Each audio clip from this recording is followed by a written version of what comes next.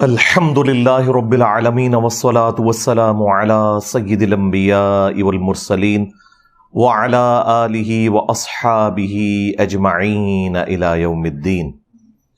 الحمدللہ آج 9 جولائی 2023 کو سنڈے کے دن ہمارا یہ پبلک سیشن نمبر 102 منعقد ہونے جا رہا ہے۔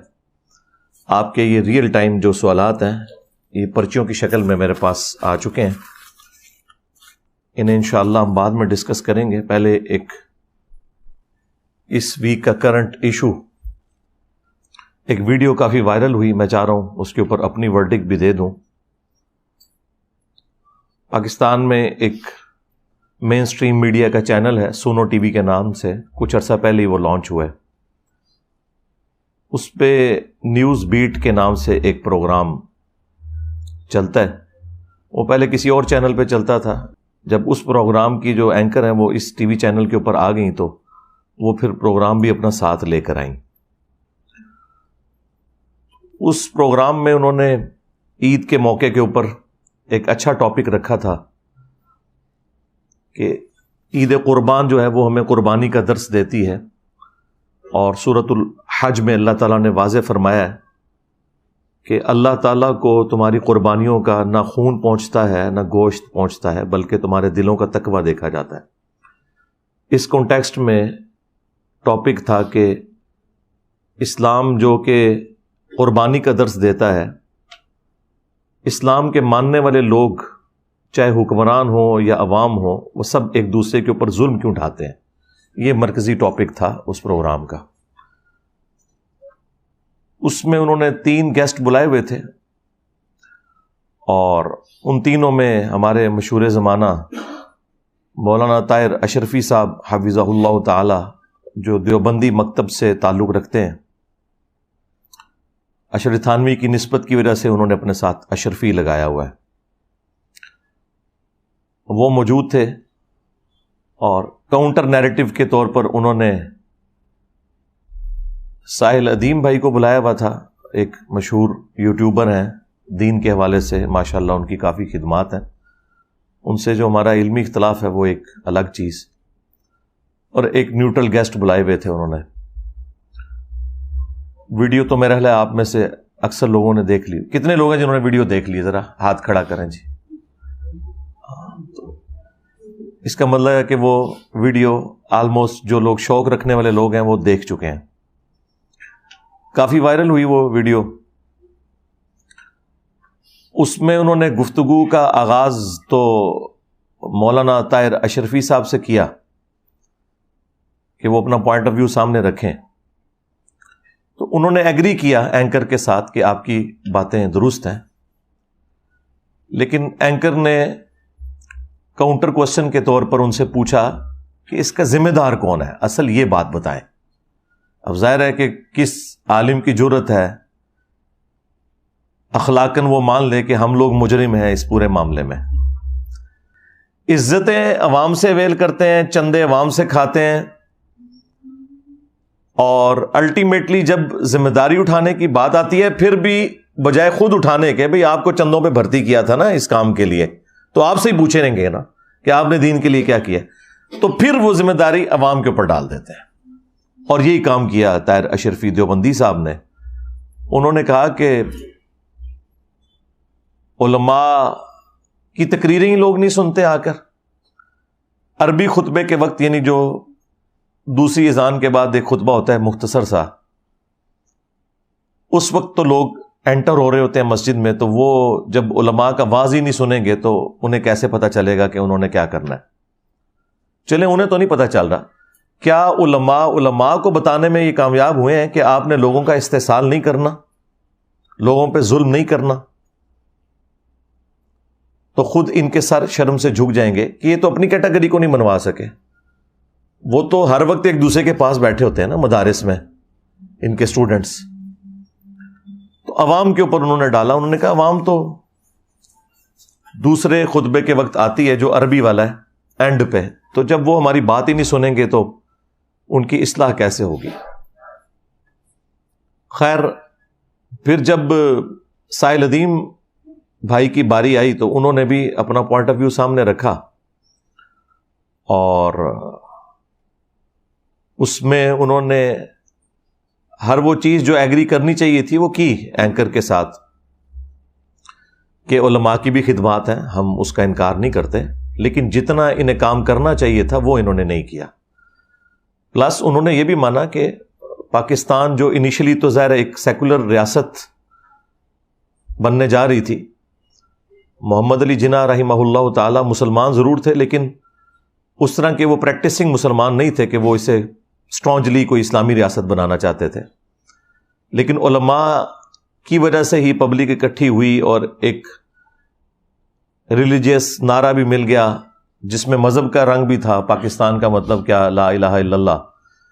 اور پھر پاکستان بننے کے بعد سب سے زیادہ اگر کریڈٹ میں کسی کو دیتا ہوں تو مولانا مودودی رحمہ اللہ تعالی ہیں، قرارداد مقاصد کے حوالے سے ان کی بہت بڑی کنٹریبیوشن ہے، اور اس میں جب یہ بات مان لی گئی کہ پاکستان میں حاکمیت اعلیٰ کا مالک جو ہے وہ اللہ ہے، اور پاکستان کی عوام اس حق کو اس اعتبار سے ایگزیکیوٹ کریں گے کہ وہ اپنے نمائندے چنیں گے، لیکن پاکستان میں کوئی بھی قانون قرآن و سنت کے خلاف نافذ العمل نہیں ہوگا۔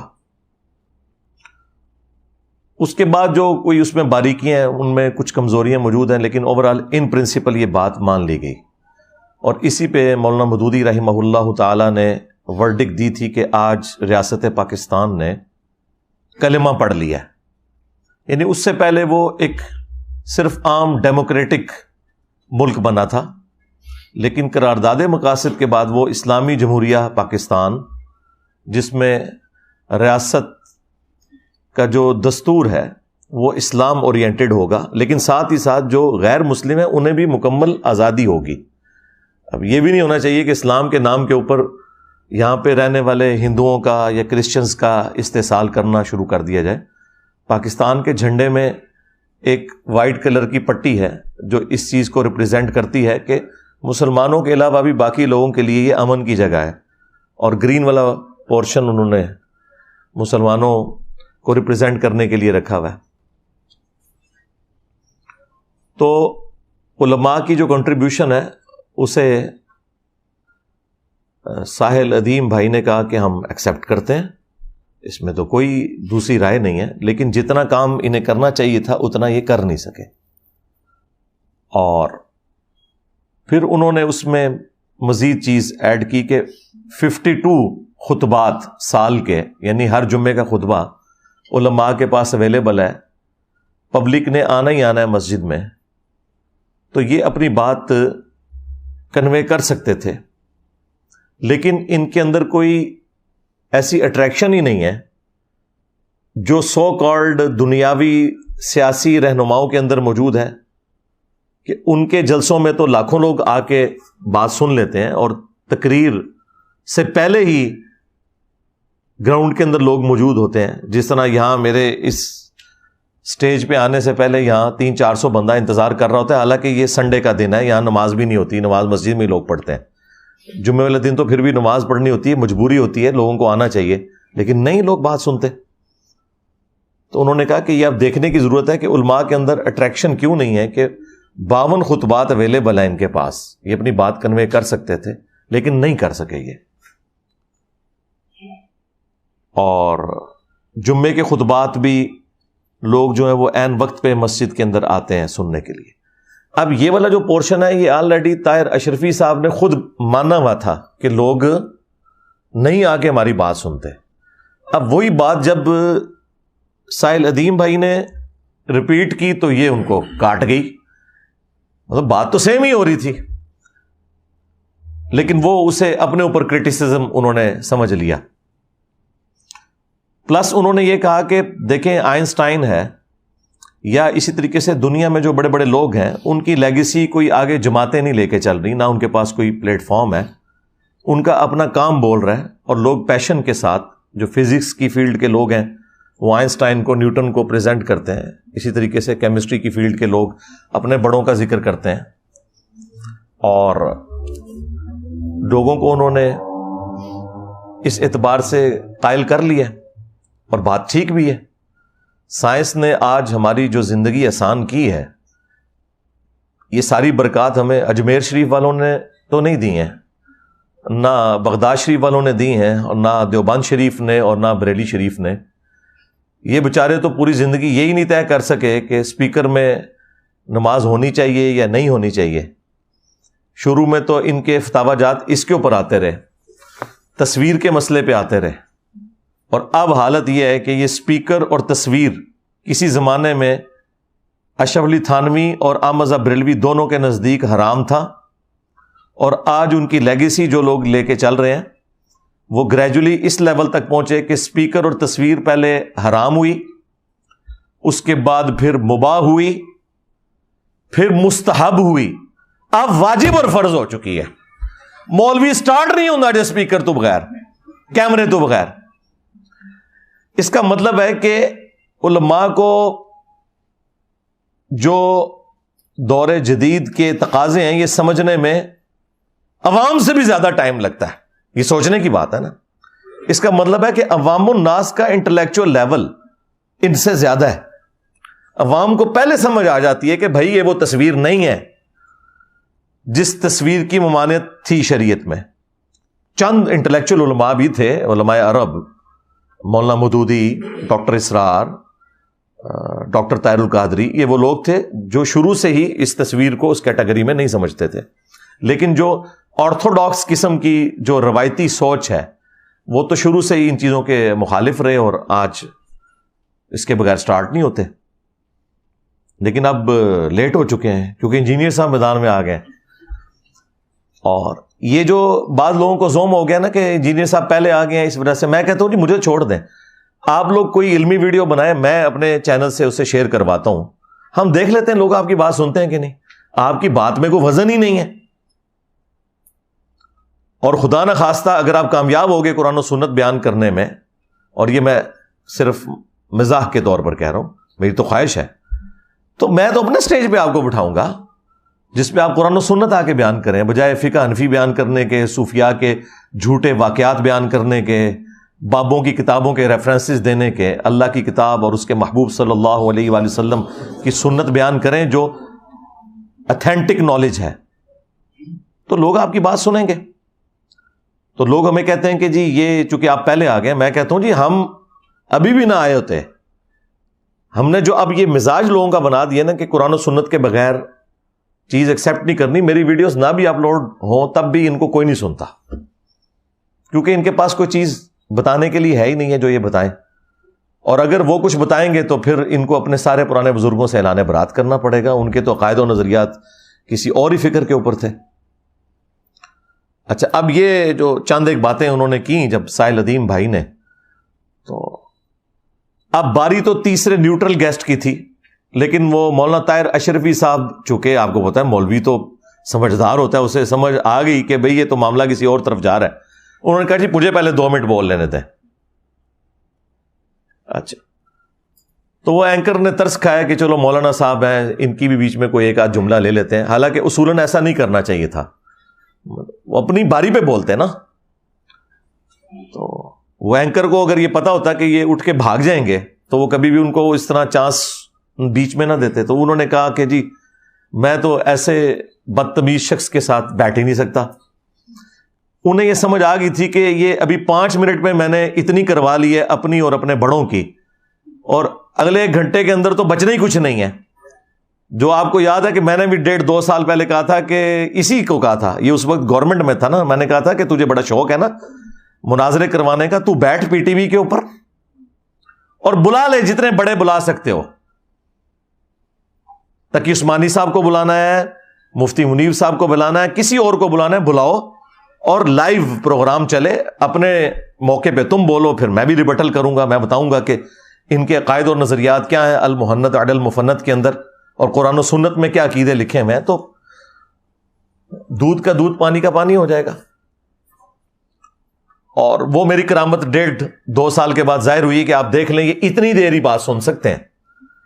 اصولی بات یہ سن کے تو اٹھ گئے ہیں. ابھی تو ریفرنسز کے ساتھ اگر میں بیٹھا ہوں تو کیا حال ہو. وہ نیو ٹی وی کے اوپر آپ نے دیکھ نہیں لیا،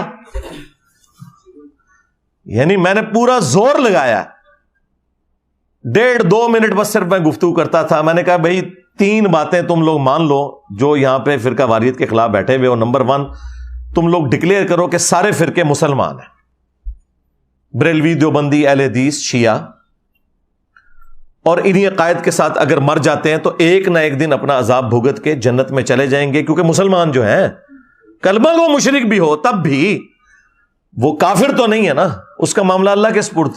چلو ان جنرل بات کر دو کہ یہ تمام فرقے مسلمان ہیں, نمبر 1.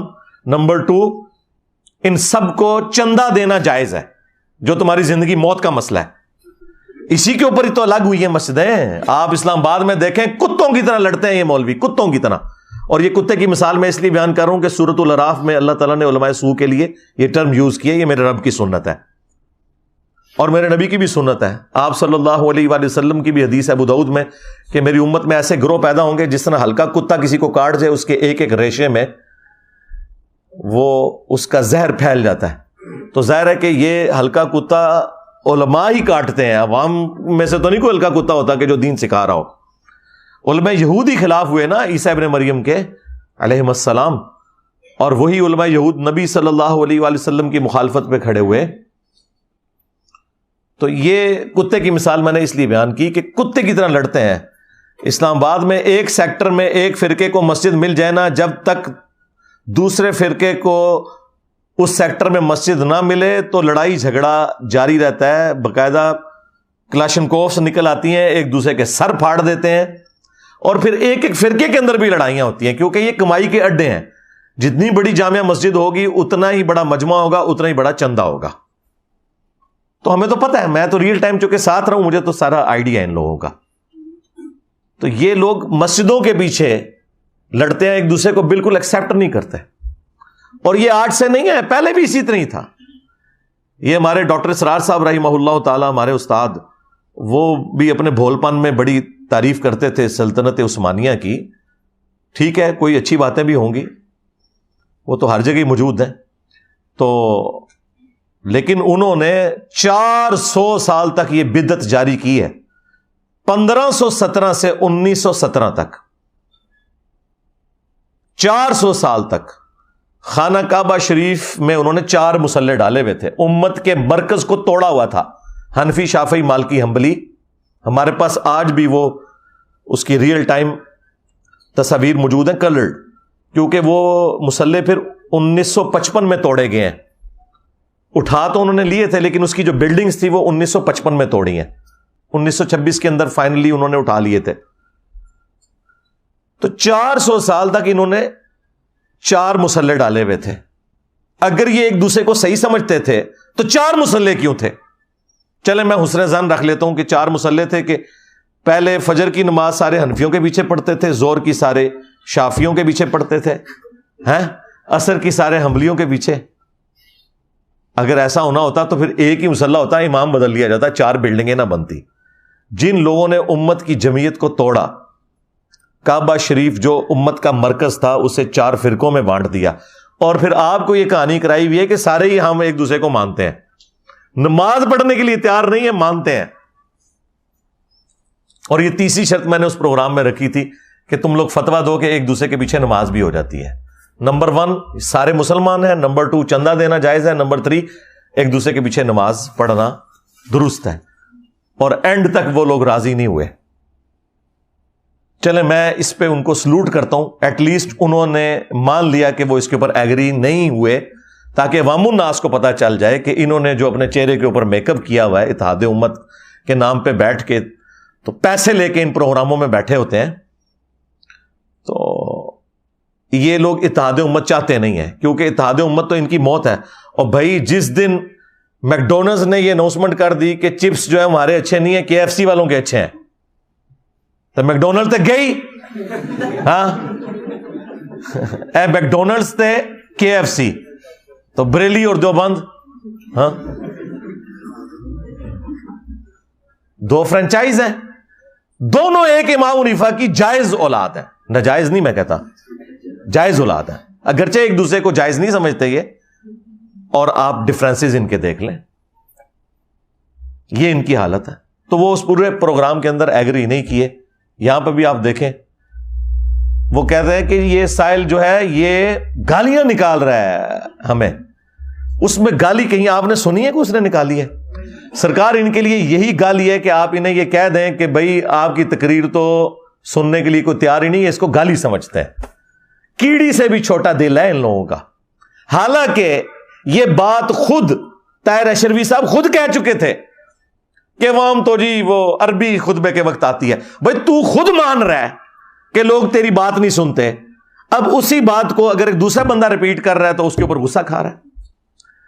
اور پھر تکبر اتنا ہے ان مولویوں کے اندر بھرا ہوا. سٹارٹ میں بتاؤ اس نے کیا, میں تو جانتے ہی نہیں یہ کون ہے, مجھے بتائیں اس کا اس سوال سے کیا تعلق ہے جو اینکر نے کیا ہے کہ میں یہ نہیں جانتا کہ سامنے کون ہے.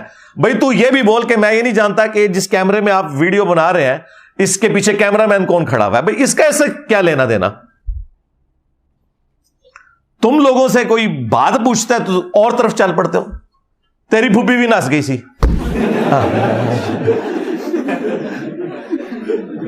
بات ہے کرنے والی. سوال کوئی اور ہو رہا ہے تو پھوپھی کی تو ناچ گئی بھائی, پھوپھی بے شک ناچ گئی ہوئے لیکن سوال تو اپنی جگہ قائم ہے. تو کہتا میں تو اسے جانتا ہی نہیں ہوں یہ کون ہے. پھر کہا کہ یہ لا علم ہے. یہ ان کے پاس ایک بڑی ایک ورڈکٹ ہے موٹی سی. پھر کہا کہ جی یہ اسے اخلاق ہی نہیں ہے, اور یہ جو ہے علماء کے یہاں پہ بخیے ادھیڑ رہا ہے مولوی صاحب کہہ کے. تو مولوی صاحب کہہ رہے ہیں نا, اور کیا کہے تمہیں, پادری صاحب کے, ہاں مولوی ہو نا, اور کیا ہو, اور یہ ریسپیکٹیبل ورڈ ہے, تمہاری وجہ سے بدنام ہوا نا, ٹھیک ہے نا. اس سے بہتر اور لفظ کیا ہو سکتا تھا. اور پھر یہ کہتا ہے کہ جی انتہائی بےہودہ انسان ہے یہ بےہودہ کا لفظ بھی اس نے استعمال کیا. اور پھر اینڈ پہ کہا جی میں معذرت کرتا ہوں, اٹھ کے وہاں سے وہ کالر مائک اتار کے چلے گئے. یہ ان لوگوں کا ٹوٹل ٹیمپرامنٹ ہے. یہ لوگ بات سننے کے لیے تیار ہی نہیں, ان میں اتنا حوصلہ نہیں ہے کہ اپنے مخالف کی بات سن لیں.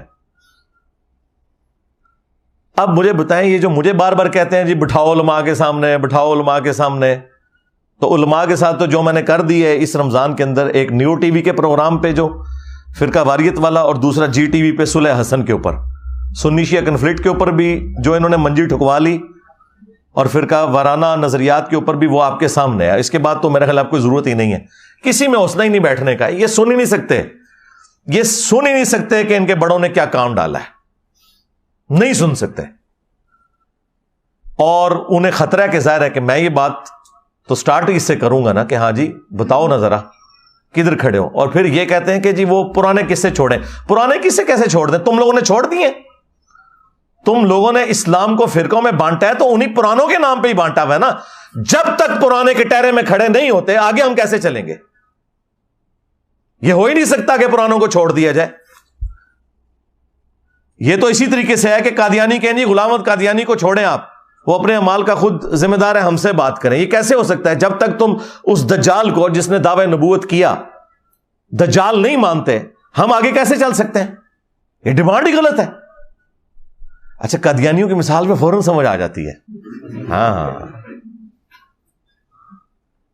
بس تو ظاہر ہے یہ ایک دوسرے کو اسی طریقے سے سمجھتے ہیں آپس میں. باقی فرقے بھی ادھر بھی آپ کو سمجھ آ جانی چاہیے. کوئی مشکل راکٹ سائنس تو نہیں ہے. میں کوئی آپ کو 4 آرڈر ڈفرینشیل ایکویشن تو یہاں سالو نہیں کروا رہا. سمپل سی بات ہے. یہ اپنا ہی آئینہ ہے جو آپ نے دیکھنا ہے.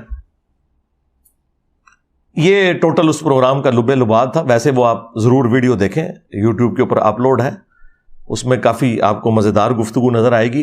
میں نے مختصر جو بیچ میں کریٹیکل پوائنٹس تھے صرف وہ ہائی لائٹ کیے ہیں تاکہ میں اس کا انالیسس کروں. ابھی تو پارٹی شروع ہوئی ہے. ہاں ابھی تو میں اس کا انالیسس کروں گا اور آپ کو بتاؤں گا کہ اس کے اندر کیا کیا مدنی پھول نکلتے ہیں. ہم وہاں موجود تو نہیں تھے, لیکن اللہ کا شکر ہے جب ہم اس کو ایڈریس کریں گے تو عوام الناس کو کوئی تھوڑی بہت بیچ میں کوئی بات ایسی تھی نا جو سمجھ نہیں آئی کہ یہ کس اسٹیشن سے بول رہا ہے اور وہ کس اسٹیشن سے جواب دے رہا ہے, تو وہ آپ کو سمجھ آ جائے گی. لیکن تفصیل میں جانے سے پہلے ایک دفعہ دروشی پڑھ لیں. اللہم صلی علی محمد وعلی آل محمد واصحاب محمد وازواج محمد وامت محمد اجمعین الی یوم الدین. پہلے تو ہم شروع کرتے ہیں میٹھی میٹھی باتوں سے. یعنی کہ ساحل ادیم بھائی نے جو باتیں کی ہیں ان کا میں کریٹیکل انالیسس کروں گا. طاہر اشرفی صاحب کو ہم پھر بعد میں دیکھیں گے. ساحل ادیم بھائی نے وہاں جو بنیادی بات کی تھی نا ایک، وہ یہ تھی کہ یہ اصل وجہ جو ہے نا اس سارے کے سارے ایشو کی، وہ ہے اس امت کی اور علماء کی قرآن سے دوری. قرآن ہمارے پاس اللہ کی کتاب موجود تھی، لیکن اس کتاب کو ہمارا وہ طبقہ یعنی علماء کا جو کسٹوڈین تھا وہ اس طریقے سے اٹریکٹ فل فارم میں پبلک تک پہنچا نہیں سکا، جس کی وجہ سے باوجود اس کے کہ 52 ٹائمز وہ سال میں یعنی ہر ہفتے ایک دفعہ جمعے کا ممبر اس کے پاس اویلیبل ہے، اس طرح کی فیسلٹی اور کسی بھی جو موومنٹ ہے اس کے پاس موجود نہیں ہے جو اسلام کی اس تحریک میں موجود ہے. اس کے باوجود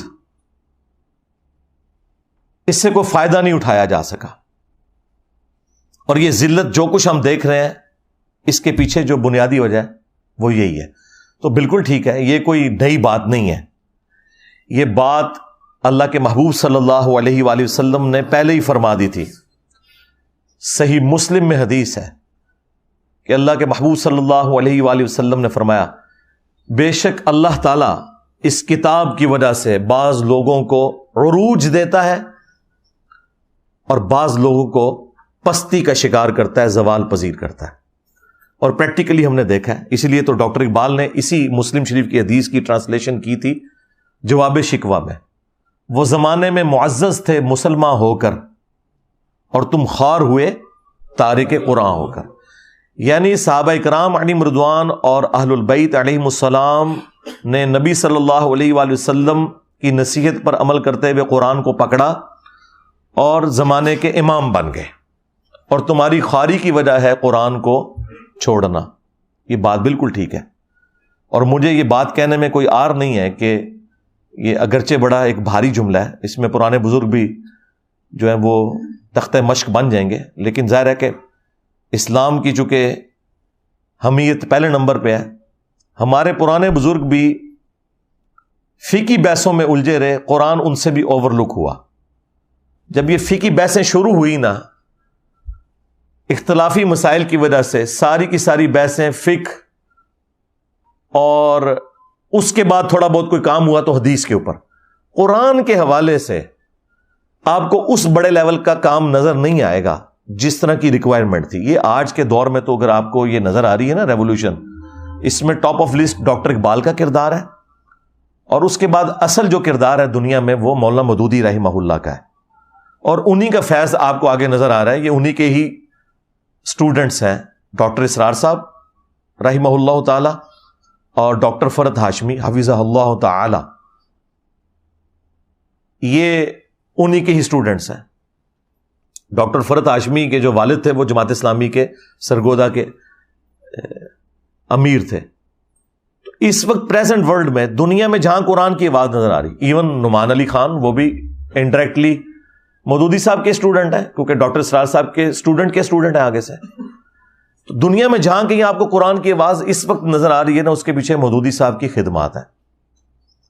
یہ بات ماننے میں کوئی عار نہیں کسی کو ہونی چاہیے. اب اس پہ غم کھایا جائے کہ اللہ تعالیٰ نے کو مولوی کیوں نہیں چنا اس کام کے لیے، تو بھائی پاکستان بنانے کے لیے بھی اللہ تعالیٰ نے کو مولوی نہیں چنا.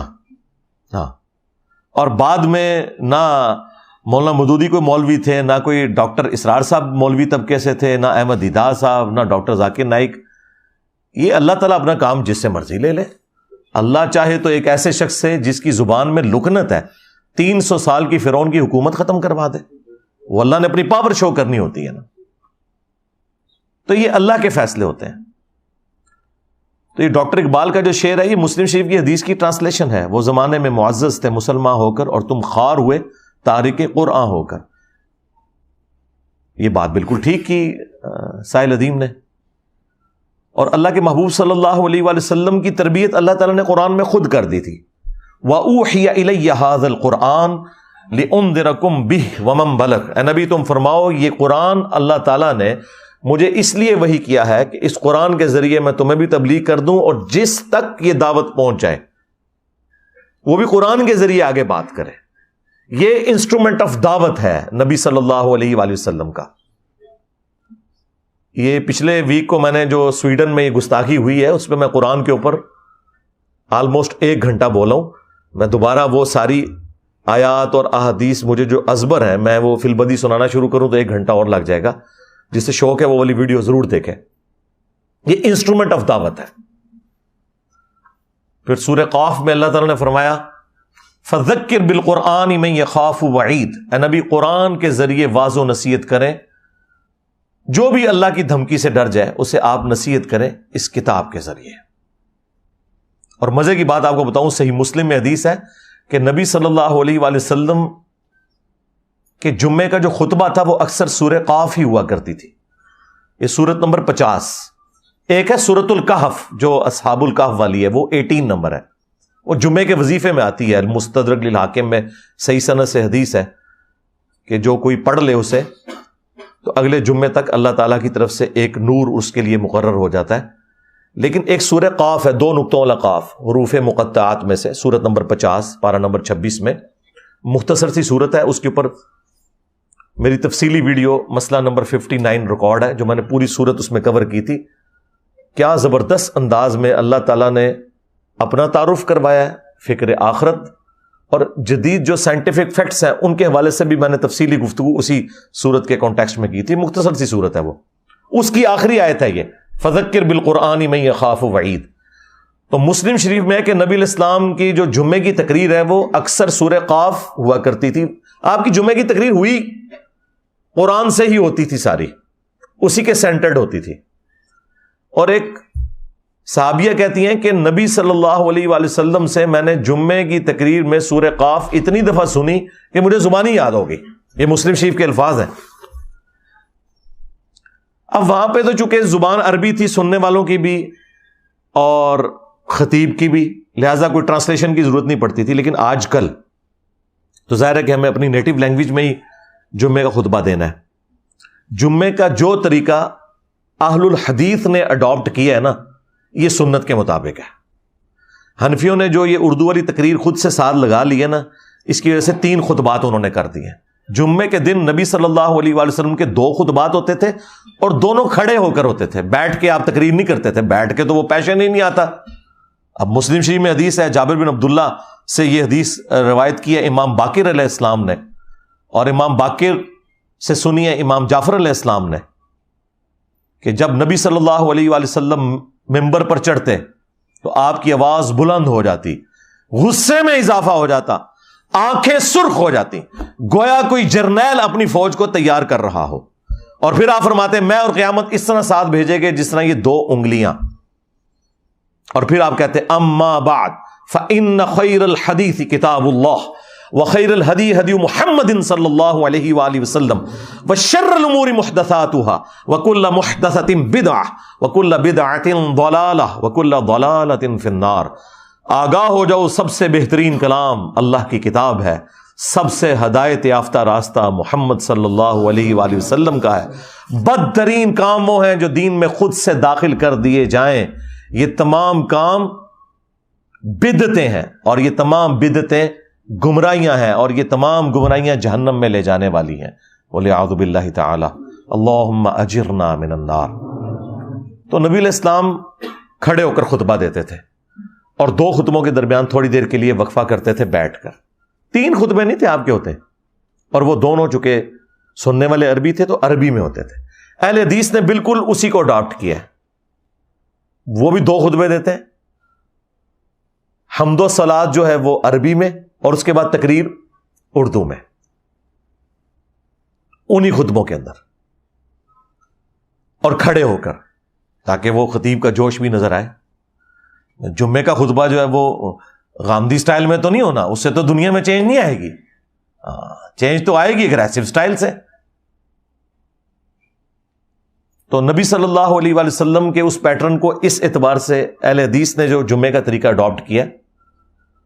یورپ امریکہ میں وہ 2 خطبے انگلش میں ہونے چاہیے, حمد و صلات عربی میں ہو, باقی اس کی تقریر والا پورشن جو ہے وہ انگلش کے اندر ہو، اپنی نیٹو لینگویج کے اندر.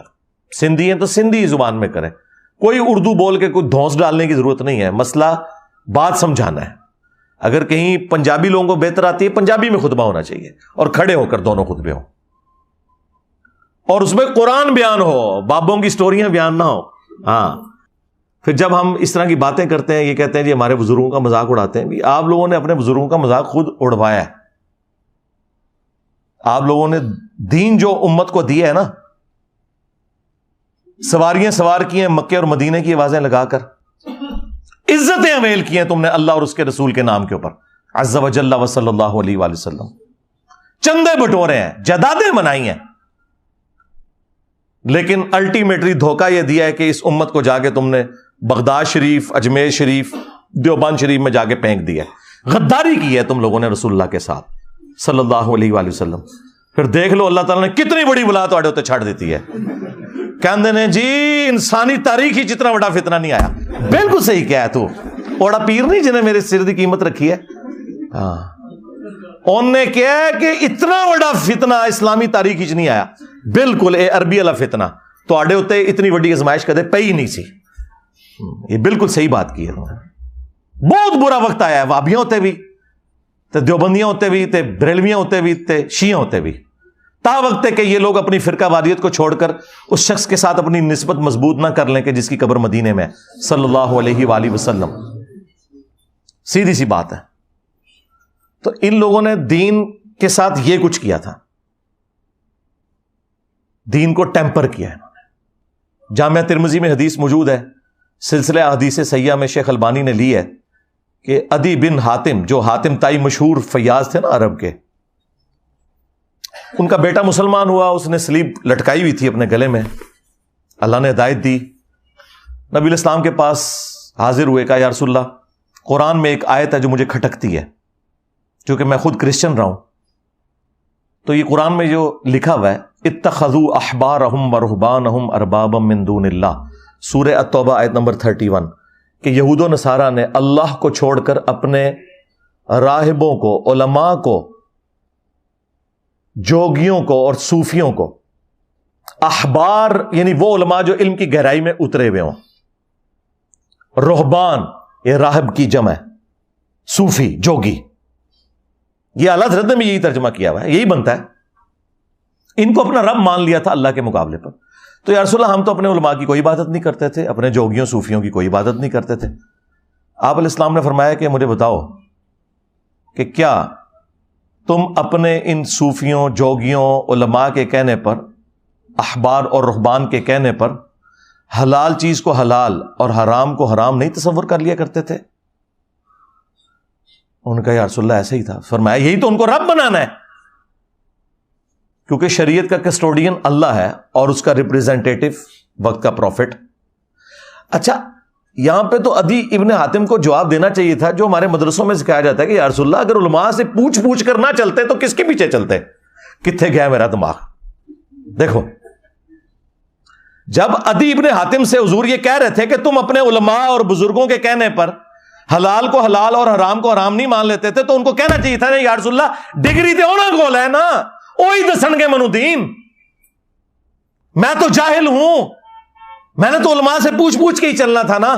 اس کا مطلب ہے اللہ کے نبی کیا کہہ رہے تھے کہ علماء سے پوچھ کے ضرور چلو لیکن دلیل بھی دیکھو، اور اگر کوئی بڑے سے بڑا مولوی بھی قرآن و سنت کے خلاف بات کرے تو تمہیں چھوڑ دینا چاہیے تھا. اور یہ سیم بات قرآن میں بھی لکھی ہوئی ہے، ایتونی بکتاب من قبل ھذا او اثارۃ من علم ان کنتم صادقین. نبی ان کافروں سے کہو کہ اگر تم اس قرآن کو نہیں مانتے نا، لاؤ اس سے پہلے کوئی اور کتاب جو اللہ کی طرف سے نازل ہوئی ہو، یا انبیاء کے آثار یعنی احادیث یا سنت، ان سے مجھ سے آ کے بات کرو. یہ کیا بات ہوئی کہ بزرگوں نے فرما دیا اور ہمارے بابوں نے کہہ دیا؟ لاؤ کتاب، یعنی اللہ کے نبی علیہ السلام کو بھی یہ سکھایا گیا آپ نے ان سے کتاب ڈیمانڈ کرنی. ایتونی بکتاب من قبل ھذا، ایک کتاب مانگنی، دوسری کیا؟ او اثارۃ من علم، یا علم کے آثار، سنت، کتاب اور علم. تو یہی تو ہم نے عرض کیا کہ نام ہے بابی، نام ہے بابی، میں ہوں مسلم علمی کتابی، علمی کتاب بھی.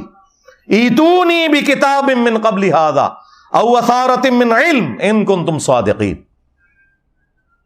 یہاں آپ لوگوں کو بتایا نا جناب کہ یہ لکھا ہوا ہے جی قرآن و سنت میں، آگے سے جناب پڑھ جاتے ہیں اور کسٹوڈین دین کے بنے ہوئے ہیں. آپ اندازہ کریں، آپ فزکس کے پروفیسر کو تو بھری کلاس میں یہ کہہ سکتے ہیں کہ حضرت یہ جو آپ نے فارمولہ لکھا ہے کتاب میں اس طرح نہیں ہے، وہ آپ سے نہیں لڑے گا، وہ کہے گا تھینک یو بیٹا. مولوی کیا کہے گا؟ پھینک دیو. مولوی کا ایٹیچیوڈ کیا ہوگا؟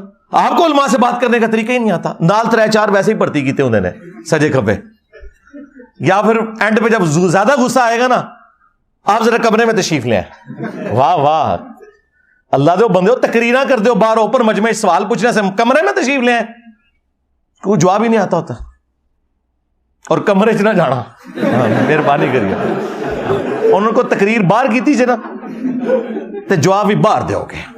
ہمیں تو بڑا بتایا کہ حضرت عمر سے پبلکلی لوگوں نے جب پوچھا حضرت سلمان فارسی نے کہ آپ نے کرتا کیسے سلوایا ہے، وہ کمرے میں جا کے تو نہیں پوچھا تھا، تقریراں کر دو باہر تے سوال دے دو جواب اندر. تو یہ ان کا ایٹیچیوڈ قرآن و سنت کے بالکل منافی ہے، ان کا کوئی لینا دینا نہیں میرے بھائی. یہ افسوس کی بات ہے کہ اگر آپ کو اچھے نان چاہیے تو 10 نان بھائیوں کے پاس جائیں تو کوئی ایک اچھا مل ہی جائے گا. اچھا کپڑا چاہیے تو 10 دکانوں پہ پھریں، ایک آدھ اچھا کپڑا کی دکان مل ہی جائے گی.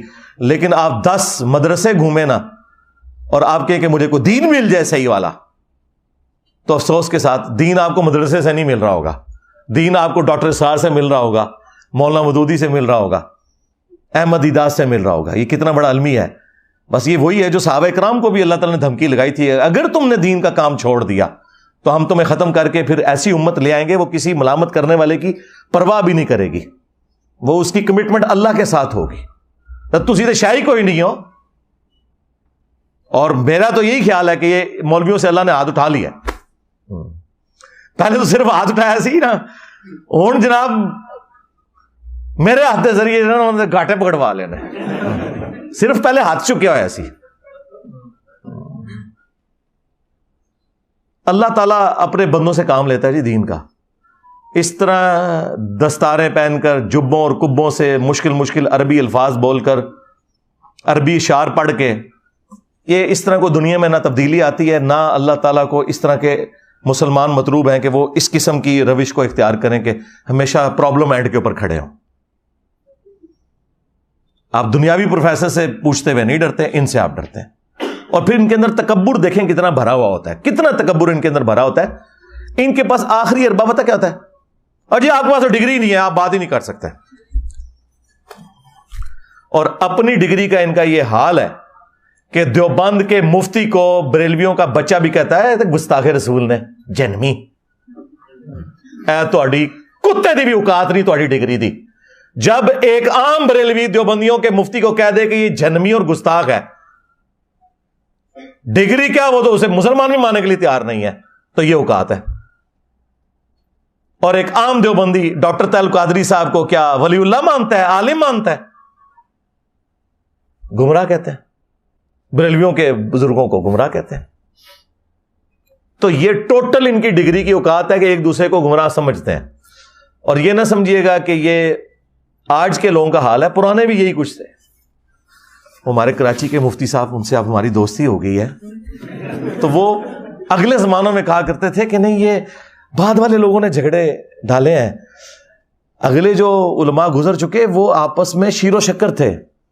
ہم نے کہا شیر و شکر نہیں تھے، شیر و شکار تھے. اور خود اپنے بارے میں جو ان کے دعوے تھے، توبہ کرو. آپ اندازہ کریں، تذکرۃ الرشید میں رشید احمد گنگوئی، جسے بریلوی کہتے ہیں گند گوئی، گنگوہ علاقے کے رہنے والے تھے. یہ 3 بڑے بابے ہیں نا دیوبندیوں کے، رشید احمد گنگوئی، اشرف علی تھانوی اور قاسم نانوتوی، جو مدرسہ دیوبند کے بانی تھے. تو رشید احمد گنگوئی کے بارے میں تذکرۃ الرشید میں ان کے اپنے مرید لکھتے ہیں کہ حضرت جو ہیں وہ اکثر یہ فرمایا کرتے تھے کہ میں اللہ کی قسم اٹھا کر کہتا ہوں. اندازہ کریں ذرا آپ، یہ خالی عبد القادر جیلانی کے دعوے نہیں ہیں، یہ ان کے بھی یہ دعوے ہیں کہ حق وہ ہے جو رشید کی زبان سے نکلتا ہے. یہ ابھی بات ختم نہیں ہوئی ہے، اگلے جملے تو اس سے بھی خطرناک بلکہ خطرے ناک ہیں. آپ کی کانپیں ٹانگ جائیں گی اس سے. حق وہی ہے, سن لو, حق وہی ہے جو رشید کی میری زبان سے نکلتا ہے, اور میں قسمیاں کہتا ہوں میں کچھ نہیں ہوں مگر یہ کہ اس زمانے میں لوگوں کی نجات موقوف ہے صرف میری اتباع کے اوپر. ہاں جی, ہاں جی, لوگوں کو کہتے ہیں جی بڑا تکبر ہے.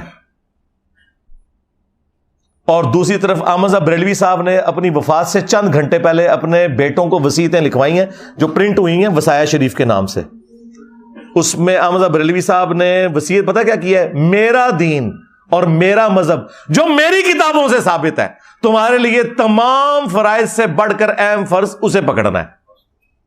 میری کتابوں سے, کتابوں سنت سے نہیں. یعنی میں تو آپ کہتا ہوں قرآن میں لکھا ہے, بخاری مسلم لکھا, انہوں نے کہا نہیں, جو میں نے بتایا ہے میرا دین اور میرا مذہب جو میری کتابوں سے ثابت ہے. خالی میرا دین میرا مذہب کہتے تو ہم مان لیتے وہ اسلام کی بات کر رہے ہیں, لیکن انہوں نے کہا نہیں, جو میری کتابوں سے ثابت ہے. یہ ان کا تکبر کا عالم یہ تھا. لیکن ایک دوسرے نو انہوں ایک دوسرے پھر ہاتھوں ہاتھ لیندے سن. توبہ کرو, اس طرح لیندے سن کہ چولہا لا کے رکھ چھڑتے سن ایک دوسرے دیا. وہ میں آپ کو بعد میں کچھ مثالیں دوں گا. پہلے مجھے وہ ایک تذکرۃ الرشید کی وجہ سے وہ یاد آ گئی وہ بات. طاہر اشرفی نے اپنی اس ویڈیو میں سائل الدین کو کہا کہ یہ بڑا بےہودہ ہے. تو میں پھر طاہر اشرفی صاحب کو بتاتا ہوں کہ بےہودگی کن لوگوں کے اندر ہے. آئے ہائے ہائے ہائے. اشرف تھانوی صاحب نے کتاب لکھی ارواح ثلاثہ, 3 اولیاء کی کرامات جو اپنے بزرگوں کو انہوں نے ڈکلیئر کیا ہے. ان میں قاسم نانوتوی, رشید احمد گنگوئی بھی شامل ہیں. تو وہ اس میں کہتے ہیں کہ ایک دفعہ کوئی مدرسے میں پروگرام تھا بڑے لیول کا. آج کل کے مفتی تو چھپ کے ان کے ویڈیو بنتے ہیں نا, یہ وہ ویڈیو ہے جو پبلکلی بنی ہوئی ہے, سی سی ٹی وی میں نہیں ہے. اور اس کے راوی ایک سکہ اور صدوق دیوبندی عالم اشرف تھانوی صاحب ارواح ثلاثہ میں لکھتے ہیں, وہ کہتے ہیں کہ جی ایک دفعہ کوئی مجمع تھا ہمارے مدرسے کے اندر, تو مولانا قاسم نانوتوی کو رشید احمد گنگوئی صاحب نے پبلکلی چرپائی پہ اپنے ساتھ لٹا لیا. ہاں اچھا, لٹایا. اس کے بعد انہوں نے کروٹ اپنی ان کی طرف کی اور عاشق صادق کی طرح ان کے سینے پہ ہاتھ پھیرنا شروع کر دیا. یہ لکھا ہوا ہے, نہ لکھا ہوا مجھے پکڑ رہی ہو. اور اس کا وہی مطلب ہے جو آپ سمجھ رہے ہیں. ہاں یہ میں بتاؤں, اس کی وجہ یہ ہے کہ قاسم نانوتوی صاحب نے کہا کہ میاں لوگ کیا کہیں گے. ہاں میاں لوگ کیا کہیں گے. تو رشید احمد گنگوئی صاحب کہتے ہیں لوگوں کو کہنے دو جو کہتے ہیں.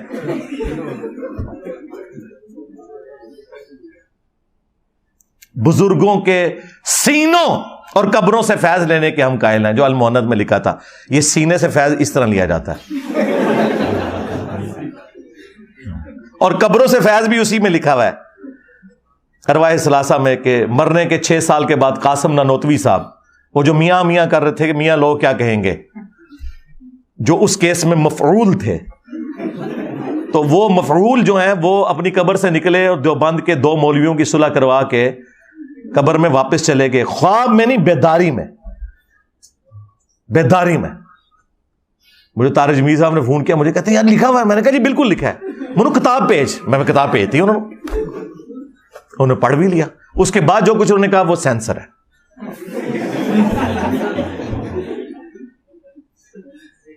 تو یہ 6 سال بعد قبر سے نکلے ہیں, لیکن چونکہ نکلنے والا دیوبندی تھا لہذا توحید ہے. اگر بریلوی نکلا ہوتا تو شرک ہوتا. یہ ان کا ٹوٹل اوقات ہے ایک دوسرے کے ساتھ. اب واپس ہے وہ میاں جو تھے نا جی, وہ تو یہاں تک صرف بات ختم نہیں ہوئی ہے. تذکرۃ الرشید سے ہی مجھے یاد آیا تھا. تو تذکرۃ الرشید میں لکھا ہے کہ ایک دفعہ رشید احمد گنگوئی صاحب نے خواب دیکھا کہ مولانا قاسم نانوتوی دلہن کی شکل میں ان کے عقد میں آئی ہیں. جی انہوں نے یہ نہیں کہا کہ میں نے اپنی دلہن جو ہے ان کی شکل میں دیکھی, نہیں, میاں قاسم جو ہے دلہن کی شکل میں میرے عقد میں آئے. پھر آگے بھی انہوں نے لکھا ہے. ہاں, اور وہ اگلے والے الفاظ آپ خود پڑھ لیجیے گا. اینڈ پہ انہوں نے اس کی جو تشریح کی ہے وہ یہ ہے کہ چونکہ رشید احمد گنگوئی کے مرنے کے بعد قاسم نانوتوی نے ان کے اسٹوڈنٹس کی دیکھ بھال کرنی تھی نا, تو اس لیے اس قسم کا خواب آیا. ان کو خواب اسی قسم کے آتے ہیں. اب اشرف تھانوی نے 18 سال کی اسٹوڈنٹ کے ساتھ شادی کرنی تھی, تو اس کے ایک مرید نے خواب دیکھا، جی میں نے دیکھا کہ اماں عائشہ آپ کے گھر آئی ہیں. تو اس نے کہا کہ اس سے تشریح تو یہی بنتی ہے کہ کوئی کم سن لڑکی میرے ہاتھ لگے گی. استغفر اللہ. دیکھ رہا ماں کو ہے اور اس کی جو تشریح کر رہا ہے وہ یہ خوابوں کی تشریح بیان ہو رہی ہے بزرگوں کی. ابھی تو اشرف علی رسول اللہ والا خواب تو اپنی جگہ، اور وہ صرف خواب نہیں ہے، اس کے بعد بیداری میں بھی اس نے پڑھا. لوگ کہتے ہیں جی وہ بے اختیار تھا، جی اس بیچارے کا کیا قصور. ہم کہتے ہیں ہم اس کو نہیں کہہ رہے، ہم تو بابے کو کہہ رہے ہیں کہ بابے کو جب پتا چلا کہ اس پہ شیطان چڑھ گیا تو اس کا کام یہ نہیں تھا اسے تسلی دیتا، بلکہ یہ کہتا کہ توبہ کر، تیرے تے شیطان چڑھے ہے. کہنا نہیں، تسلی تھی کہ تیرے پیر متبع سنت ہے، جو تو نے خواب میں بھی پڑھا اور بیداری میں بھی بے اختیار نکلا. یہ تو بے اختیار نہیں تھا. اب آ جائیں اس کی طرف جو میں نے کہا تھا نا، یہ ان کے بڑے بھی ایک دوسرے کی ڈگریوں کو نہیں مانتے تھے. حسام الحرمین میں 1905 میں احمد بریلوی صاحب نے کتاب لکھ کے علماء عرب سے فتوے لیے. اس وقت صوفی علماء تھے سلطنت عثمانیہ کے، تو وہ سارے وہ بریلوی ٹائپ عقیدے رکھتے تھے. انہوں نے کفر کے فتوے دیے علماء دیوبند کے اوپر اور غلام احمد قادیانی کے اوپر. وہ کتاب حسام الحرمین، حرمین کی تلوار، اس کے اینڈ پہ جا کے انہوں نے کنکلوڈ کیا کہ علماء دیوبند کے بارے میں کہ سب کے سب مرتد ہیں، یعنی واجب القتل ہیں، ان کے کفر میں شک کرنے والا بھی کافر ہے، اور یہ اسلام سے نکل چکے ہیں، اجماع امت ہے. اب علماء عرب نے 26 کوسچن لکھ کے دیوبند کے پاس بھیجے کہ بھئی آپ جواب دیں، تمہارے بارے میں تو احمد بریلوی نے بتایا کہ تم تو وہابی ہو. اس وقت وہابی وہاں پہ برے سمجھے جاتے تھے، آج تو حکومت ہے نا ان کی. المہند کا پورا ٹاپک یہ ہے کہ آپ نے یہ ثابت کرنا ہے کہ آپ وہابی نہیں ہیں، آپ صوفیوں کے ماننے والے ہیں. وہ 26 سوال لکھ کے بھیجے، کیونکہ اسی اسام الحرمین میں انہوں نے لکھا تھا چوتھا فرقہ وہابیہ شیطانیہ، جو شیطان لعین ابلیس کے پیروکار ہیں، جس طرح کے روافظ شیطان اطاق کے پیروکار ہیں. وہ دیوبند کو انہوں نے کہا یہ وہابیہ شیطانیہ فرقہ ہے. وہ دیوبند کو بھی وہابی اعلی حضرت کہتے تھے نا. تو المہند میں انہوں نے اس کے جواب دینے شروع کیے. انہوں نے کہا ہمارا کیا لینا دینا وہابیوں کے ساتھ، وہابی تو گمراہ. اور پھر انہوں نے کہا ہم تو بزرگوں کے ماننے والے ہیں، ہم فروع کے اندر امام حنیفہ کے مقلد ہیں، اور عقائد میں ہم ماتریدیہ اور اشعریہ ان کو فالو کرنے والے ہیں، اور سلسلہ تصوف میں ہم چشتیہ، نقشبندیہ، قادریہ، ساروں کا انہوں نے لکھا شروع. سٹارٹ تو ہے. سوال پوچھے گا تسی ہے کیوں؟ انہوں نے نہ اللہ نہ ذکر کیتا جے نہ رسول دا. سیدھے ہی سٹارٹ ہو جائے امام حنیفہ تو تے قادری چشتی تے ختم ہو جائے. پورے الفاظ میں کہیں ہے نہیں کہ ہم اللہ رسول کے ماننے والے ہیں. اور پھر اس میں انہوں نے کہا کہ یہ احمد بریلوی ان کی جماعت ایک شیطانی لشکر ہے جو ہم پہ حملہ آور ہوا ہے، جس طرح کے شیاطین حملہ آور ہوتے تھے انبیاء کے اوپر. یہ علماء دیوبند رضی اللہ عنہم پر حملہ آور ہوا ہے. احمد بریلوی ان کی جماعت شیطانی لشکر. کافر ہی کہا نا، ظاہر ہے انبیاء کے اوپر جو شیاطین حملہ آور ہوتے تھے وہ کوئی مسلمان تو نہیں ہوتے تھے، کافر ہوتے تھے. پھر انہوں نے کہا آپ نے بات کی محمد بن وہاب، ہم محمد بن عبد الوہاب ان کی جماعت کو خوارج کی ایک جماعت سمجھتے ہیں، اور ہمارا وہی نظریہ جو ابن عابدین شامی نے فتاوی شامی میں لکھ دیا ہے رد المختار در مختار کے حاشیے میں کہ خوارج کی ایک جماعت ہے. آج ریالوں کے چکر میں دیوبند اور وہابی کٹھے ہوئے ہیں. ایون امام کعبہ کئی بار دیوبند مدرسے میں بھی جاتا ہے، حالانکہ وہ ان کو مجدد مانتے ہیں اس وقت کے علماء عرب بھی، محمد بن عبد الوہاب کو. اور یہ کہہ رہے ہیں یہ خوارج کی جماعت ہے جو شیطان کا سینگ بخاری مسلم میں آیا تھا نا، وہ کہتے ہیں یہ ہے وہ نکلا ہے جو آج چندوں کے چکر میں، ریالوں کے چکر میں ایک ہو گئے.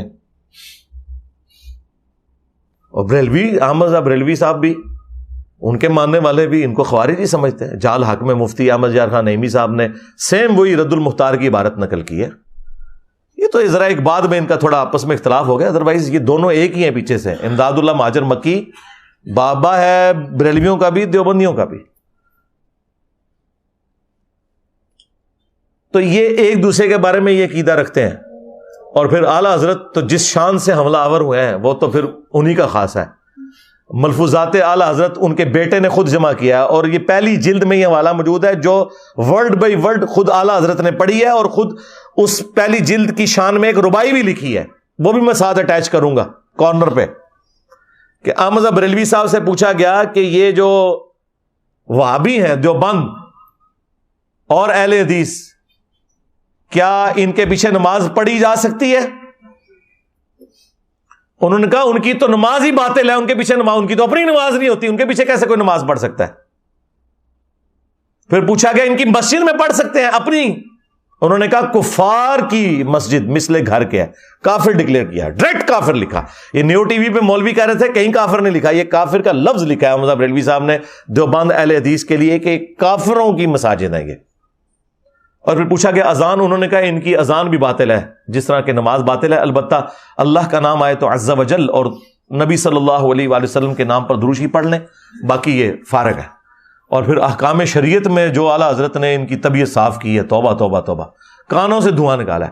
ان سے پوچھا گیا کہ یہ جو دیوبندی ہیں, اہل حدیث ہیں, شیعہ ہیں, قادیانی ہیں, سارے فرقوں, نیچری سر سید احمد خان کے نیچر کے ماننے والے لوگ, ان کے ذبیحے کے بارے میں کیا حکم ہے؟ کہ ٹھیک ہے ویسے تو یہ کافی نہیں ہے آپ کے نزدیک, لیکن اگر یہ جانور ذبح کر دیں تو سوال ویسے بالکل ٹھیک کیا تھا انہوں نے کہ یار قرآن نے تو تھوڑا لینیٹ ویو لیا ہے کہ سورہ المائدہ میں آیا کہ یہود و نصارہ کا ذبیحہ حلال ہے تمہارے لیے, اہل کتاب کا. تو انہوں نے اسی اعتبار سے سوال کیا کہ یار یہود و نصارہ سے تو یہ لوگ بہتر ہی ہیں, کم از کم اللہ رسول کے ماننے والے ہیں, دیوبندی, اہل حدیث, شیعہ یا ایون قادیانی بھی ہوں, انہوں نے وہ جو کفری عقیدہ رکھا, لیکن اوور آل وہ یہود و نصارہ کی طرح تو نہیں ہے نا. یہود و نصارہ تو نبی علیہ السلام کو مانتے ہی نہیں سرے سے. تو اعلیٰ حضرت نے جواب میں کہا کہ وہابی, پھر بریکٹ کھولی انہوں نے, دیوبندی, اہل حدیث, شیعہ اور قادیانی کافروں کو بھی سال لکھا. یہ 1,00,000 دفعہ بھی اللہ کا نام لیں تو ذبیحہ مردار رہے گا, البتہ یہود و نصارہ کا ذبیحہ حلال ہے. ہاں یہ آ کے میں کہتے ہیں جی علماء کی بڑی خدمات ہیں. جی یہ خدمات ہیں. اپنے بارے میں بڑے بڑے کلیم اور دوسروں کو اس طریقے سے اٹھا کے پرے پھینکا ان لوگوں نے. یہ خدمات ہیں ان لوگوں کی. آپ کو پتہ ہے یہ تو میرا فیوریٹ ٹاپک ہے, میں اس پہ بولنا شروع کروں تو ختم ہی نہیں ہوگا, بولتا چلا جاؤں. لیکن میں نے یہ ساری باتیں اس وقت موقع غنیمت جانتے ہوئے, چونکہ اس وقت یہ کرنٹ ایشو کے طور پہ چل رہی ہے, تو میں نے یہ آپ کے اندر انجیکٹ کی ہیں کہ آپ کو یہ سمجھ آ جائے کہ اصل مسئلہ امت کا یہی ہے کہ امت نے قرآن کو چھوڑ دیا, سنت کو چھوڑ دیا. یہ سلیبس بہترین تھا, لیکن اس سلیبس کو جو ٹیچر سکھا رہے تھے نہ خود انہوں نے اس پہ عمل کیا اور نہ آگے یہ سکھایا. مجھے بتائیں نبی الاسلام نے حجۃ الوداع کے موقع پر جو صحیح مسلم میں حدیث ہے اس میں تو آپ نے فرمایا کہ میں اپنے بعد تم میں وہ چیز چھوڑ کر جا رہا ہوں جسے پکڑ لوگے تو کبھی گمراہ نہیں ہوگے, اور وہ اللہ کی کتاب ہے. مسلم شریف میں حجۃ الوداع کا جو خطبہ ہے اس میں صرف قرآن کا ذکر ہے. ہاں حاکم میں قرآن اور سنت آیا ہے, ظاہر سنت بھی اسی کے اندر شامل ہے. من یطع الرسول فقد اطاع اللہ, جس نے رسول کی اطاعت کی اس نے اللہ کی اطاعت کی. لیکن مسلم شریف میں صرف قرآن کا ذکر موجود ہے. نبی الاسلام کو پتا تھا کہ قرآن کو انہوں نے چھوڑ دینا ہے. کسی بابے کا بھی ذکر نہیں کیا. یار آپ کے پاس تو وہ بابے تھے ابو بکر, عمر, عثمان و علی جو چھوڑے بھی جا سکتے تھے, لیکن آپ کو پتا تھا میں ان کو چھوڑ بھی گیا اپنے بعد تو انہوں نے بھی مر جانا ہے. 2 سال کے بعد, 2.25 سال کے بعد حضرت ابو بکر کا وہی سٹیٹس ہو گیا جو نبی الاسلام کا تھا, وہ بھی فوت ہو گئے. 12 سال کے بعد سیدنا عمر بھی شہید, 25 سال کے بعد سیدنا عثمان بھی شہید, اور 30 سال کے بعد سیدنا علی بھی شہید, اور آخری صحابی ابو طفیل عامر بن واصلہ 110 ہجری میں وہ بھی فوت ہو گئے. آج آخری صحابی کو بھی گئے ہوئے 1300 سال سے زیادہ گزر چکے ہیں, لیکن قرآن و سنت آج بھی موجود ہے. اور پھر غدیر خم کی جو حدیث مسلم شریف میں اوپر تلے 4 حدیث ہیں, جو میرا یہ دعویٰ ہے کہ اس پلانٹ ارتھ پہ قرآن کی تعریف میں سب سے زیادہ الفاظ جس صحیح حدیث میں آئے ہیں وہ مسلم شریف کی وہ 4 حدیثیں ہیں غدیر خم کی, اوپر تلے 6225 سے لے کے 6228 تک. اور یہ خطبہ حجۃ الوداع کے بھی بعد ہے. یہ 2.5 مہینے پہلے نبی الاسلام نے خطبہ دیا ہے. آپ جب مکے سے حج کر کے مدینے واپس آ رہے تھے تو خم نامی گاؤں میں آپ نے پانی کے لیے پڑاؤ کیا. اونٹ کے پالان کا ممبر تیار کیا گیا. 18 ذوالحجہ کو یہ ہوا. جو ہمارے شیعہ بھائی عید غدیر مناتے ہیں وہ دوسری ایکسٹریم پہ چلے جاتے ہیں, لیکن کچھ باتیں تو درست ہیں اس میں. نبی الاسلام کی گفتگو ہی کنکلوڈنگ ہے. اے لوگوں آگاہ ہو جاؤ, میں بھی ایک انسان ہوں, قریب ہے کہ اللہ کا قاصد یعنی موت کا فرشتہ میرے پاس آئے اور میں اس کی دعوت قبول کر لوں. میں اپنے بعد تم میں 2 بھاری چیزیں چھوڑ کر جا رہا ہوں. ان میں سے پہلی چیز اللہ کی کتاب ہے, اس میں ہدایت ہے, اس میں نور ہے. اللہ کی کتاب اللہ کی رسی ہے. ہاں وَاعْتَصِمُوا بِحَبْلِ اللَّهِ جَمِيعًا وَلَا تَفَرَّقُوا. رسی کی تشریح ہر بندے نے اپنی اپنی کی ہوئی تھی, اور نبی علیہ السلام نے کہا اللہ کی کتاب اللہ کی رسی ہے, جو اسے پکڑے گا ہدایت پر ہوگا, جو چھوڑ دے گا گمراہ ہو جائے گا. اور زید بن ارقم کہتے ہیں پھر نبی علیہ السلام ہمیں ترغیب دلاتے رہے اللہ کی کتاب اللہ کی کتاب اللہ کی کتاب. اور پھر فرمایا دوسری بھاری چیز میرے اہل البیت ہیں, میں اپنے اہل البیت کے معاملے میں تمہیں اللہ کا خوف دلاتا ہوں, میں اپنے اہل البیت کے معاملے میں تمہیں اللہ کا خوف دلاتا ہوں, میں اپنے اہل البیت کے معاملے میں تمہیں اللہ کا خوف دلاتا ہوں. 3 دفعہ فرمایا, یعنی میرے بعد ان کے ساتھ حسن سلوک کرنا. لیکن امت بالکل الٹ چلی, نہ کتاب اللہ کو پکڑا ہدایت کے لیے اور نہ اہل البیت کو زندہ چھوڑا, بالکل الٹ چلی. اللہ کے فضل سے یہ پلیٹ فارم غدیر خم پہ کھڑا ہے, توحید قرآن والی بیان ہو رہی ہے اور اہل البیت کا وہ دفاع ہو رہا ہے جو کبھی شیعان علی نے بھی نہیں کیا, سو کالڈ شیعان علی.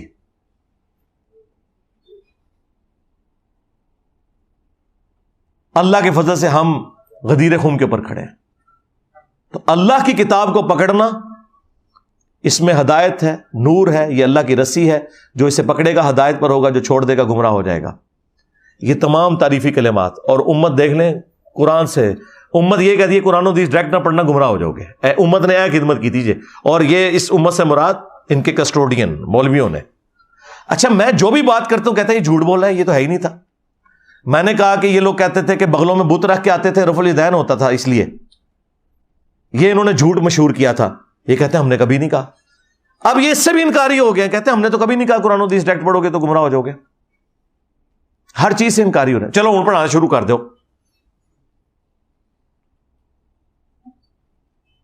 ہر چیز سے پیچھے ہٹ رہے ہیں, لیکن عوام کو تو پتہ ہے نا یار کہ تم نے کیا کیا ہے, اور تم نے یہ جو ظلم ڈھایا ہے اس امت کے اوپر, اس کی تکلیف ہمارے گزری ہوئی نسلوں نے بھی بھگتی اور آنے والی نسلوں نے بھی بھگتنی تھی اگر اللہ تعالیٰ اس پلیٹ فارم کے ذریعے تم لوگوں کی مٹی نہ پلید کرواتا. اب تو میں یہ کہہ سکتا ہوں کہ تمہاری مٹی پلید کروائی ہے جو کچھ تم نے کیا تھا اس امت کے ساتھ. نبی علیہ السلام تو قرآن, اہل بیت, قرآن, سنت, یہی بات کر کے گئے. اور آج جو کوئی یہ کہتا ہے کہ جی یہ قرآن کو چھوڑنے کی وجہ سے یہ سب کچھ ہوا, اس کو یہ کہتے ہیں اس کو بات کرنے کی تمیز نہیں ہے, یہ بےہودہ ہے, یہ علماء کی توہین کر رہا ہے. تو علماء نے اپنی توہین خود کی ہے نا, ہم نے تو نہیں کہا کہ وہ اس طرح کی حرکتیں کرے کہ لوگ انہیں باتیں کرتے ہیں. پہلے تو لوگ ڈرتے ہوئے بولتے نہیں تھے نا. یہ تو آج یہ آپ کو جو اتنی لمبی زبانیں لوگوں کی نظر آ رہی ہیں نا, یہ ہماری وجہ سے لوگوں کو ہمت ہوئی ہے کہ یہ ان جو وقت کے خدا بنے ہوئے تھے, یہ لوگ زمینی خدا بنے ہوئے تھے انورٹڈ کاماس کے اندر, نعوذ باللہ من ذالک, ان کو للکارا ہے اللہ کے فضل سے. تو ان کے پاس آخری معنی یہ ڈگری دکھائیں, یہ مسئلہ بھی میں حل کر دوں. سب سے پہلے ڈگری تو ہماری قرآن میں آئی ہے, کنتم خیر امۃ اخرجت للناس تأمرون بالمعروف وتنہون عن المنکر وتؤمنون باللہ.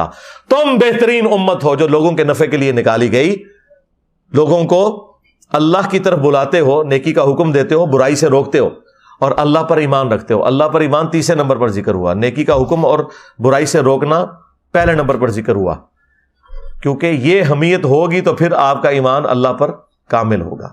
تو ہماری ڈگری ہے قرآن میں. علماء بہترین امت نہیں, پوری امت بہترین امت.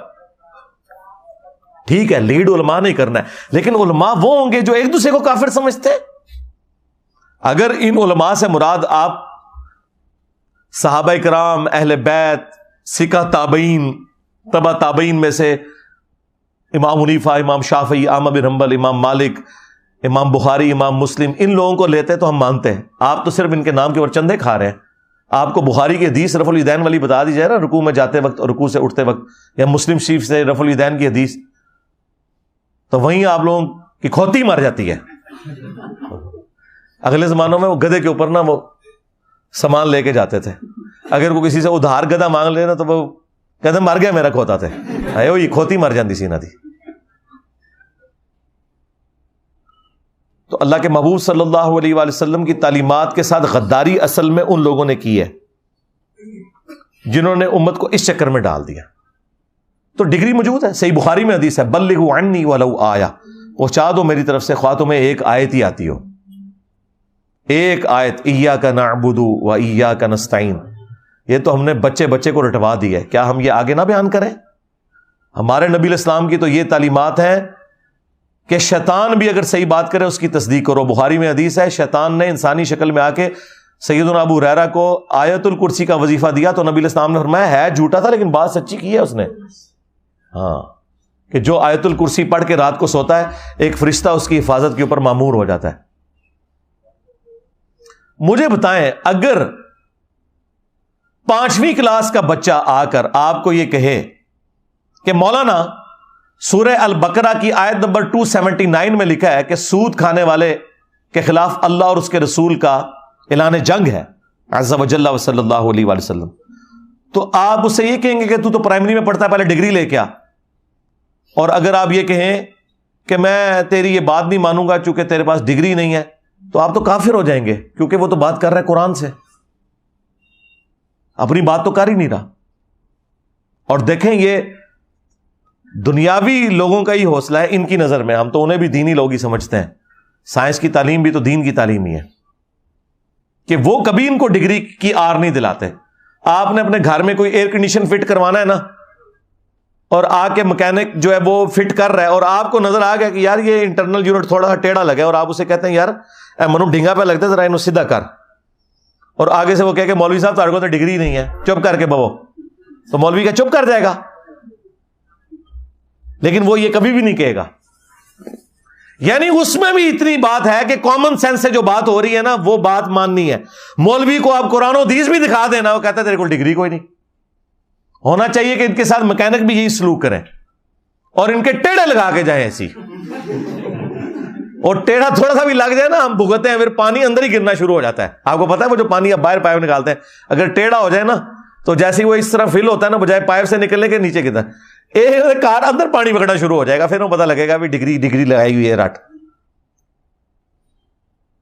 آج تک کسی سائنٹسٹ نے نہیں کہا کہ حضرت یہ جو آپ جب سورج گرہن کی نماز کے بارے میں بتا رہے تھے اور آپ نے ساتھ یہ کہا کہ سورج گرہن اس وقت لگتا ہے کہ جب چاند سورج اور زمین کے درمیان آ جاتا ہے، یہ تو ایک سائنٹیفک فیکٹ تھا، ایک فزیکل فینومین آف نیچر تھا جو سائنس نے آپ کو بتایا ہے، تو یہ آپ نے کس طرح بیان کر دیا؟ آپ کے پاس تو ڈگری نہیں ہے.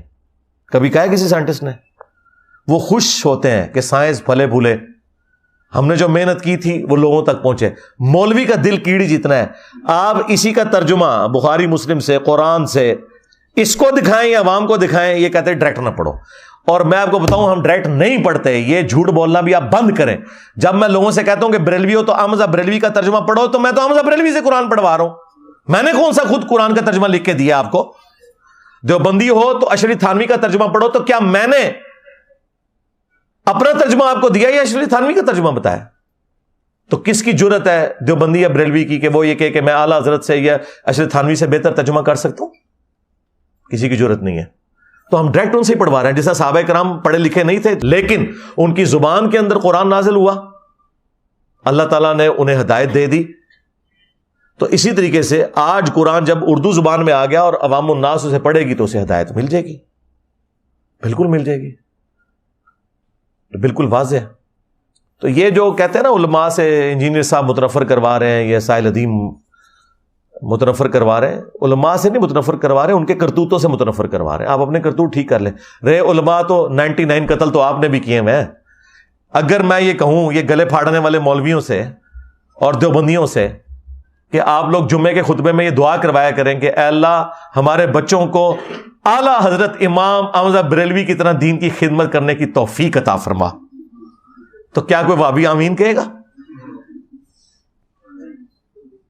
یا میں بریلویوں کی مسجد میں دعا کرواؤں کہ یا اللہ ہمارے بچوں کو احسان اللہ ظہیر کی طرح دین کی خدمت کرنے کی توفیق عطا فرما؟